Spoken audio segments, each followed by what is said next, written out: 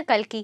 മഹാവിഷ്ണുവിന്റെ അവസാന അവതാരമോ അതോ 1400 വർഷങ്ങൾക്ക് മുമ്പ് അറേബ്യയിൽ ജന്മമെടുത്ത മുഹമ്മദ് നബിയോ?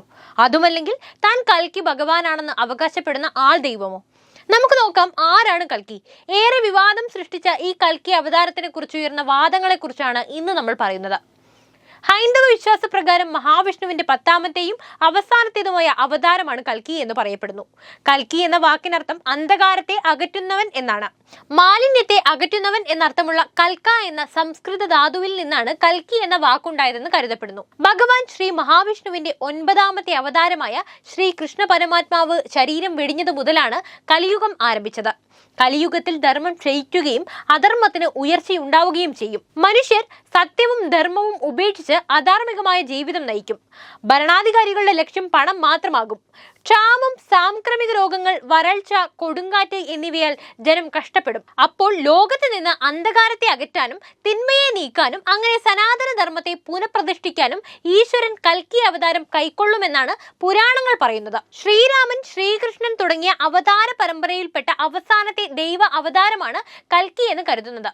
കൽക്കി ഇതേവരെ ജന്മമെടുത്തിട്ടില്ല എന്നാണ് ഹിന്ദു വിശ്വാസം. കലിയുഗാന്ത്യത്തിൽ മഹാവിഷ്ണു ശമ്പലം എന്ന ഗ്രാമത്തിലെ ഒരു ബ്രാഹ്മണ കുടുംബത്തിൽ വിഷ്ണു ഭക്തനായ വിഷ്ണുശയന്റെയും സുമതിയുടെയും പുത്രനായി കൽക്കി എന്ന പേരിൽ ജനിക്കും. ധനുമാസത്തിലെ കൃഷ്ണപക്ഷത്തിൽ അഷ്ടമി നാളിലാണ് കൽക്കിയുടെ ജനനം. കൽക്കി അതിശക്തനും ഉത്തമനുമായിരിക്കും. ദ്രുതഗതിയിൽ ചിന്തിക്കുന്നവനും പ്രവർത്തിക്കുന്നവനുമായിരിക്കും. എപ്പോഴും ജയിക്കുന്നവനും ധർമ്മിഷ്ഠനുമായിരിക്കും. ദുഷ്ടന്മാരെ നിഗ്രഹിച്ച് ധർമ്മം പുനഃസ്ഥാപിക്കും. അതോടെ കലിയുഗം അവസാനിക്കുകയും ധർമ്മത്തിന്റെയും സത്യത്തിന്റെയും സത്യയുഗം ആരംഭിക്കുകയും ചെയ്യും. അവതാര ലക്ഷ്യം പൂർത്തിയാക്കി കൽക്കി സ്വധാമത്തിലേക്ക് മടങ്ങിപ്പോകും. യജ്ഞവൽക്യ മഹർഷിയായിരിക്കും കൽക്കിയുടെ ഗുരു. ചിരഞ്ജീവിയായ പരശുരാമനായിരിക്കും കൽക്കിയെ ആയോധന വിദ്യകൾ അഭ്യസിപ്പിക്കുന്നത്. ലക്ഷ്മി ദേവിയുടെ അവതാരമായ പത്മയെ കൽക്കി വിവാഹം ചെയ്യുകയും ചെയ്യും.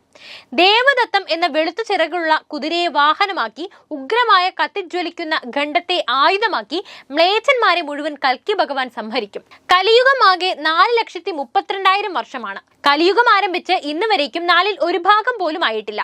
പുരാണങ്ങൾ പ്രകാരം കൽക്കി അവതരിക്കുന്നത് 10,000 വർഷങ്ങൾ ഇനിയും കഴിയണം. അതുകൊണ്ട് തന്നെ ഈ കൽപ്പത്തിൽ മുൻപ് ജീവിച്ചിരുന്നവരോ ഇപ്പോൾ ജീവിക്കുന്നവരോ ആയ ആരുമല്ല പുരാണങ്ങളിൽ പറയുന്ന കൽക്കി. ഭാഗവത പുരാണം, വിഷ്ണു പുരാണം, അഗ്നിപുരാണം, പത്മപുരാണം, കൽക്കി പുരാണം, ഭവിഷ്യപുരാണം, ഗരുഡ പുരാണം എന്നിവയെല്ലാം കൽക്കിയെക്കുറിച്ച് പറയുന്നുണ്ട്. കൽക്കിയെക്കുറിച്ചുള്ള ആദ്യ പരാമർശം വിഷ്ണു പുരാണത്തിലാണ്. അഗ്നിപുരാണത്തിൽ കൽക്കിയെക്കുറിച്ചും കലിയുഗാന്ത്യത്തെക്കുറിച്ചും പറയുന്നുണ്ട്. ഗരുഡ പുരാണത്തിൽ കൽക്കി വിഷ്ണുവിന്റെ 10ാമത്തെ അവതാരം തന്നെയാണെന്നാണ് പറയപ്പെടുന്നത്. കൽക്കി പുരാണത്തിലാണ് കൂടുതൽ വിശദാംശങ്ങൾ ഉള്ളത്. കൽക്കിയെക്കുറിച്ചുയർന്ന വിവാദത്തെക്കുറിച്ച് പറയുമ്പോൾ ബംഗാളി ബ്രാഹ്മണനായ പണ്ഡിറ്റ് വേദപ്രകാശ് ഉപാധ്യായയുടെ കൽക്കി അവതാരം എന്ന പുസ്തകം ഏറെ വിവാദം സൃഷ്ടിച്ച ഒന്നാണ്. കലിയുഗത്തിൽ സംഭവിക്കുമെന്ന് ഹൈന്ദവർ വിശ്വസിക്കുന്ന അവസാനത്തെ ദൈവാവതാരമായ കൽക്കി 1400 വർഷങ്ങൾക്ക് മുമ്പ് അറേബ്യയിൽ ജന്മമെടുത്ത മുഹമ്മദ് നബിയാണെന്നും ആ ഒരു അവതാരത്തിനായി ഇനി ആരും കാത്തിരിക്കേണ്ടതില്ലെന്നുമുള്ള അദ്ദേഹത്തിന്റെ നിരീക്ഷണമാണ് ഏറെ വിഷയങ്ങൾക്കിടയാക്കിയത്. കൽക്കി അവതാര സംബന്ധമായി വർഷങ്ങൾ നീണ്ട പഠന ഗവേഷണങ്ങൾക്കൊടുവിലാണ് സംസ്കൃത പണ്ഡിതനായ അലഹബാദ് യൂണിവേഴ്സിറ്റിയിലെ പ്രൊഫസർ വേദപ്രകാശ് ഉപാധ്യായ ഈ നിരീക്ഷണത്തിൽ എത്തിച്ചേർന്നത്. പ്രമുഖരായ 8 വേദപണ്ഡിതന്മാർ പുസ്തകത്തിലെ നിരീക്ഷണങ്ങൾ ശരിയാണെന്ന് സാക്ഷ്യപ്പെടുത്തുകയുമുണ്ടായി. നല്ല അശ്വാഭ്യാസിയും വാൾപ്പയറ്റിൽ നിപുണനുമായിരിക്കും കൽക്കി എന്ന് പുരാണങ്ങൾ പറയുന്നു.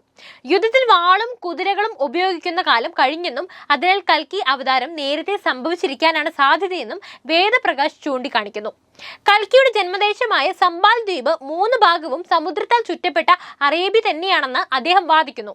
ആ നാട്ടിലെ ഏറ്റവും സത്യസന്ധനായ വ്യക്തിയായാണ് പുരാണങ്ങൾ കൽക്കിയെ പരിചയപ്പെടുത്തുന്നത്. ഇത്തരത്തിൽ ഒട്ടേറെ കാരണങ്ങൾ ചൂണ്ടിക്കാട്ടിയാണ് അദ്ദേഹത്തിന്റെ പഠനത്തിൽ കൽക്കി അവതാരത്തെ പറ്റിയുള്ള വാദങ്ങൾ ഉന്നയിക്കുന്നത്.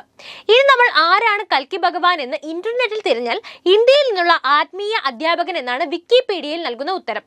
ദക്ഷിണേന്ത്യ കേന്ദ്രീകരിച്ച് പ്രവർത്തിക്കുന്ന ഏകോത്തര സർവകലാശാലയുടെ സ്ഥാപകനാണ് അദ്ദേഹം. ഏതാനും വരികളിൽ ഒതുക്കാവുന്ന സാധാരണ അധ്യാപകനല്ല കേട്ടോ ഈ 70കാരനായ കൽക്കി. ശുഭ്രവസ്ത്രധാരിയായി സുവർണകരയുള്ള ഷാൾ തോളിലിട്ട് സുസ്മേരവദനായി ഭാര്യാസമേതമാണ് കൂടുതലും കാണാനാവുക.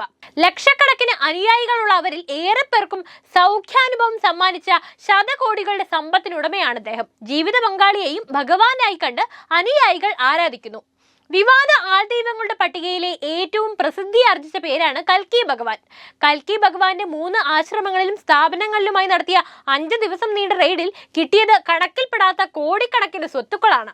20 കോടി US ഡോളർ അടക്കം 64 കോടി രൂപയും 90 കിലോ സ്വർണ്ണാഭരണങ്ങളും രത്നങ്ങളും കണ്ടെടുത്തു. കണക്കിൽ കാണിക്കാത്ത 409 കോടി രൂപയുടെ രസീതും ഇതോടൊപ്പം പിടിച്ചെടുത്തു. ഇതിൽ നിന്ന് മനസ്സിലാക്കാവുന്നത് വിശ്വാസങ്ങളുടെ മറപറ്റിയുള്ള കൽക്കി അവതാരത്തിന്റെ വകഭേദങ്ങളാണ്. ഇതിന് ഇന്നും നാളെയും അടുത്ത കാലത്തൊന്നും അവസാനമില്ല. മനുഷ്യൻ ഉള്ളിടത്തോളം കാലം ഇതെല്ലാം തുടർന്നുകൊണ്ടേയിരിക്കും. അപ്പോൾ നിങ്ങളുടെ അഭിപ്രായത്തിൽ ആരാണ് കൽക്കി? തീർച്ചയായും നിങ്ങളുടെ അഭിപ്രായം കമന്റ് ചെയ്യൂ. വീഡിയോ ഇഷ്ടപ്പെട്ടാൽ ലൈക്ക് ചെയ്യാനും ഷെയർ ചെയ്യാനും ശ്രദ്ധിക്കുമല്ലോ.